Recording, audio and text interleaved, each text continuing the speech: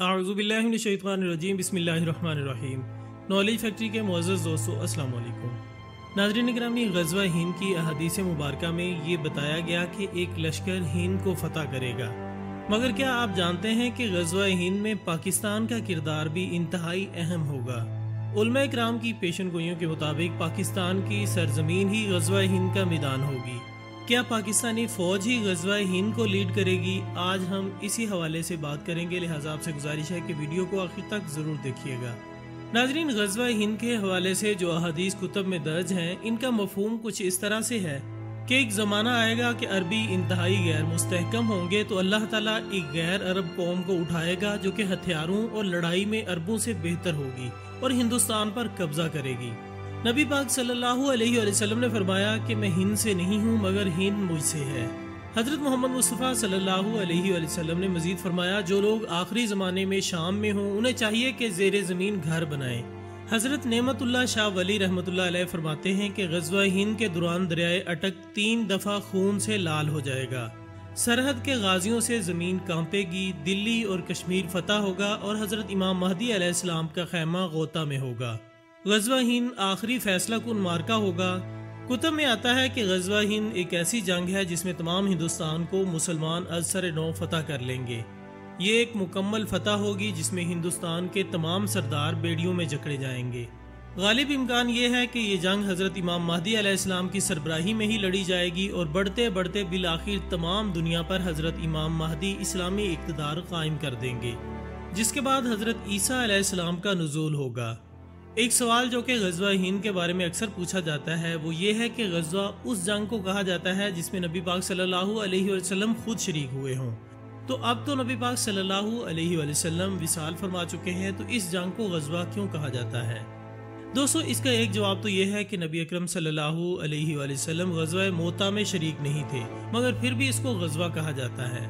इसका दूसरा जवाब यह है कि हज़रत इमाम महदी रज़ी अल्लाह तआला अन्हु चूँकि नबी पाक सल्लल्लाहु अलैहि वसल्लम के नायब और उम्मती हैं और इनका मकसद नबी पाक सल्लल्लाहु अलैहि वसल्लम की रहमतुल लिल आलमीन सिफ़त को तमाम आलम पर नाफिज करना है, लिहाजा उनकी मौजूदगी का सबब इस जंग को भी ग़ज़वा करार दिया गया। और इसका तीसरा जवाब ये हो सकता है कि नबी पाक सल्लल्लाहु अलैहि वसल्लम ने चूँकि इस ग़ज़वे की तमाम मालूमात फराहम की और अहद लिया कि जो जिंदा रहेगा वो इस ग़ज़वे में ज़रूर शरीक होगा, तो नबी पाक सल्लल्लाहु अलैहि वसल्लम की इस बैयत ने उनको इस ग़ज़वे का सरबराह बना दिया और ये जंग ग़ज़वा करार पाई। आप सल्लल्लाहु अलैहि वसल्लम के ज़माने में खरासान एक बहुत वसी इलाके का नाम था। इसमें ईरान, अफ़गानिस्तान, पाकिस्तान की मालाकंड एजेंसी और वसी एशियाई रियासतें शामिल थीं। जब आप सल्लल्लाहु अलैहि वसल्लम फरमाते हैं कि खरासान से काले झंडे उठेंगे और ग़ज़वा हिंद जीतेंगे, तो इसमें कसीरुल मुल्की फ़ौज का मफ़हूम भी हो सकता है। जैसा कि हम दूसरी हदीस में गैर अरब फ़ौज की फतह की नवीद सुनते हैं, पाकिस्तानी फ़ौज भी एक गैर अरब फ़ौज है जिसके हथियार और कारकर्दगी अरबों से बेहतर है। लिहाजा उलमा इकराम के मुताबिक जिस फ़ौज का जिक्र किया गया वो पाकिस्तानी फ़ौज हो सकती है और इसके एटमी हथियार भी हो सकते हैं। जिस वक्त इसराइल वजूद में आया तो डेविड बिन गुरिया ने बयान दिया था कि हमें किसी अरब मुल्क से कोई ख़तरा नहीं, हमें सिर्फ पाकिस्तान से खतरा है। हालांकि पाकिस्तान उस वक्त महज 1 साल पुरानी नौज़ायदा ममलिकत थी जो अपना वजूद बचाने के लिए हाथ पांव मार रही थी।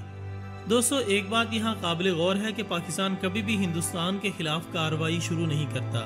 हिंदुस्तान ही कभी हमारा मशरकी हिस्सा जुदा करता है, कभी बमबारी करता है, कभी दहशतगर्दी करवाता है। लिहाजा अगर किसी के जहन में ये ख्याल है कि चूँकि आप सल्लल्लाहु अलैहि वसल्लम ने फरमा दिया तो हम बिला वजह ग़ज़वा हिंद का महाज खोलकर मजहबी फरीज़ा निभाएंगे, तो ये बात दुरुस्त नहीं है। आप देख लीजिए कि फसाद का आगाज़ हमेशा भारत की जानिब से ही होता है। ये बात भी जहन में रहनी चाहिए कि काले झंडे, पीले झंडे, काली टोपियाँ, हज़रत ईसा इब्न मरियम अलैहिस्सलाम का हुलिया, हज़रत इमाम महदी अलैहिस्सलाम का हुलिया, ये सब वो चीज़ें हैं जो कि अहादीस की रोशनी में कोई भी खुद तैयार करके कोई भी दावा कर सकता है। इन चीज़ों को हतमी मानकर फैसला करना भी बेवकूफ़ी है। हमें जो चीज़ असल में हज़रत ईसा अलैहिस्सलाम और हज़रत इमाम महदी अलैहिस्सलाम की पहचान करवाएगी वो उनकी तालीमात, उनका जज्बा और उनका ईमान होगा। ये क़यामत का आखिरी दौर होगा। बाज़ लोग मोहम्मद बिन कासिम के हिंदुस्तान पर हमले को भी ग़ज़वा हिंद मानते हैं। ये बात दुरुस्त नहीं है, क्योंकि यूं तो महमूद गज़नवी ने भी जब हिंदुस्तान पर हमला किया हमेशा ग़ज़वा हिंद की ही नीयत बांधी थी। لیکن وہ 17 حملے غزوہ ہند نہیں تھے۔ در حقیقت غزوہ ہند وہ ہوگا جس کے اختتام پر تمام ہندوستان پر مکمل قبضہ ہو جائے گا، اور یہ غزوہ اتنا بڑا ہوگا کہ حضرت عیسیٰ ابن مریم علیہ السلام شام میں ظاہر ہو جائیں گے، اور پھر مستقل فتوحات کا ایسا سلسلہ چل نکلے گا کہ تمام دنیا اسلام کے زیر تسلط آ جائے گی۔ ناظرین، غزوہ ہند کے بارے میں جب ہم تمام تر تجزیوں کا معائنہ کرتے ہیں تو یہ بات صاف نظر آتی ہے کہ ایسی منظم، کامیاب اور متحد جنگ کے لیے ایک متفق کمانڈر اور ایک مستحکم اقتصادی قوت بہت ضروری ہے، جبکہ جو صورتحال ہمیں نظر آ رہی ہے اس میں مسلم ممالک کے حکمران کسی پالتو جانور کی طرح کافروں کے قدموں میں لوٹ رہے ہیں۔ نہ کوئی حمیت ہے، نہ غیرت ہے، نہ سر اٹھانے کا حوصلہ ہے، اور نہ ہی مضبوط کمر، جبکہ ہمیں نظر آ رہا ہے کہ آخری دور شروع ہو چکا ہے۔ پھر آخر کیسے کمانڈر آئے گا، کس طرح اتحاد ہوگا، اور غزوہ ہند کے وسائل کیسے فراہم ہوں گے، جبکہ حضرت امام مہدی علیہ السلام اور حضرت عیسیٰ ابن مریم علیہ السلام کا بھی اب تک نزول نہیں ہوا۔ شام کے حوالے سے تمام حدیثیں پوری ہو چکی ہیں، پھر آخر غزوہ ہند کی فتوحات کیسے اور کب ہوں گی؟ اس بارے میں علماء کرام کہتے ہیں کہ جب نبی پاک صلی اللہ علیہ وآلہ وسلم فرماتے ہیں کہ میں ہند سے نہیں ہوں مگر ہند مجھ سے ہے، تو ان کا اشارہ پاکستان کی طرف ہوتا ہے۔ ظاہر ہے بھارت میں رہنے والے ہندوؤں کو تو وہ بیڑیوں میں قید کرنے کا حکم فرما رہے ہیں۔ دوستو، مشائخ فرماتے ہیں کہ نبی پاک صلی اللہ علیہ وآلہ وسلم کو اللہ تعالیٰ نے قائد اعظم محمد علی جناح کے خواب میں بھیجا تھا، اور انہوں نے قائد اعظم کو حکم دیا تھا کہ لندن سے واپس ہندوستان جاؤ اور مسلمانوں کے لیے الگ مملکت بنانے کی کوشش کرو۔ اس کے علاوہ بھی بہت سے روحانی واقعات ہیں جو کہ پاکستان کو وجود میں لانے کے سبب بنے اور ابھی تک پاکستان کو قائم رکھے ہوئے ہیں، جبکہ اہل پاکستان نے بربادی میں کوئی کسر نہیں چھوڑی۔ دوستو، حضرت ابو ہریرہ رضی اللہ تعالیٰ عنہ سے روایت ہے کہ نبی پاک صلی اللہ علیہ وآلہ وسلم نے ہندوستان کا تذکرہ کیا اور ارشاد فرمایا، ضرور تمہارا ایک لشکر ہندوستان سے جنگ کرے گا، اللہ ان مجاہدین کو فتح عطا فرمائے گا، حتیٰ کہ وہ مجاہدین ان کے بادشاہوں کو بیڑیوں میں جکڑ کر لائیں گے، اور اللہ ان کی مغفرت فرما دے گا۔ پھر جب وہ مسلمان واپس پلٹیں گے تو عیسیٰ ابن مریم علیہ السلام کو شام میں پائیں گے۔ حضرت ابو ہریرہ رضی اللہ تعالیٰ عنہ نے فرمایا کہ اگر میں نے وہ غزوہ پایا تو میں اپنا مال بیچ دوں گا اور اس میں شرکت کروں گا۔ جب اللہ تعالیٰ نے ہمیں فتح عطا کر دی اور ہم واپس پلٹے تو میں ایک آزاد ابو ہریرہ ہوں گا جو کہ ملک شام میں اس شان سے آئے گا کہ وہاں عیسیٰ ابن مریم علیہ السلام کو پائے گا۔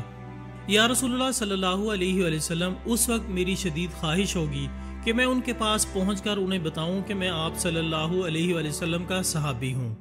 اس کے بعد حضور صلی اللہ علیہ وآلہ وسلم مسکرا پڑے اور ہنس کر فرمایا کہ بہت زیادہ مشکل، بہت زیادہ مشکل۔